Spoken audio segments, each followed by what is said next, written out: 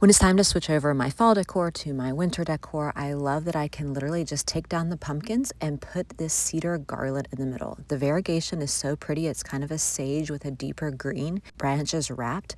It is a total of 9 feet, but if you fold it in half, it's 4.5 feet, which is a beautiful length for a standard oval table. I simply took the candlesticks and put them in the middle and wrapped the garland around each side. My favorite part about it is the realistic fullness. It does have 280 leaves, 140 clusters, and it's got a realistic look even up close. It's just gorgeous, and it's high enough that it really gives interest, but not too high you can still see over the top of it. I feel like it's a really easy styling. It's got that flexibility. You can shape it, you can drape it, you can put things in it. You could always add any kind of decorative elements you wanted to tie in with your Christmas decor, and it's zero maintenance. I love that year after year I can reuse this. It doesn't have to water.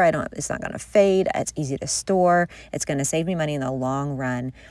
So overall, I think it's luxurious. I think it's realistic. I love that it's reusable. I love it's full and soft and it's versatile. I like that it's 9 feet, so it's a no-brainer for me. If this was helpful, please give it a like so I know to make more videos like this.